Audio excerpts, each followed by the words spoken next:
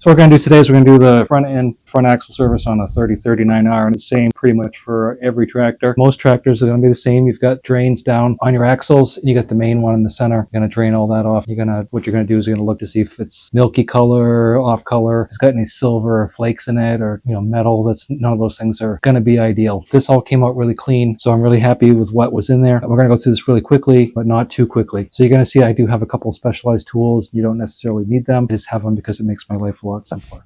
If you don't have an owner's manual, I got this tractor secondhand, so it didn't come with one. I had to go online and buy one. It's pretty ratty, but 3 drains.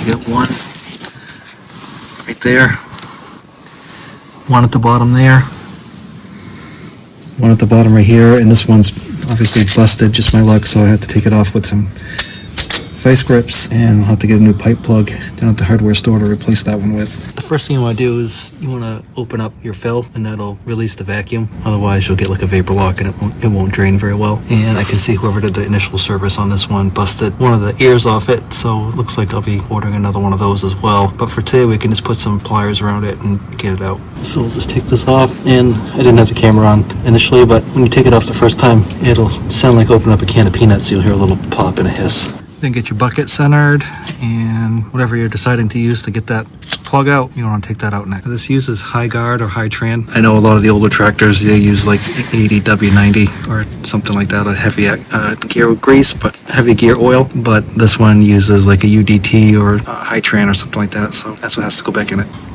We got a new plug. We'll put a new plug in here. We'll plug the center and make sure the other side's tight, and then we'll go ahead and add the oil back in. Usually the best advice I can give you is when you put the plug in, go actually like you're trying to unloosen it just a little bit as you're pushing on it, and that'll seat the threads, and then go ahead and make sure you can hand tighten it before you put a wrench or anything on it. You don't want to strip the threads or gack anything up. So it should turn a little ways by itself before it becomes hard to turn. You crank it in with a wrench. Just go a little bit past tight. You don't want to gorilla on it and mess it up, so that next time you take it out, you'll have issues. But you should be good for another 600 hours after you change it today.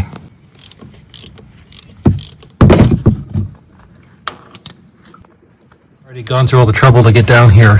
There's a grease fitting on this trunnion right here. There's one on the front also, so we're going to wipe that down, and we're going to hit some grease in there. Hit it while we're right here. There's no reason not to. It's one of those ones that you don't see it. You see it right there. It's kind of hard to see, but that's where it is. You can see the one on the front right there. And then this right here is your pivot axle.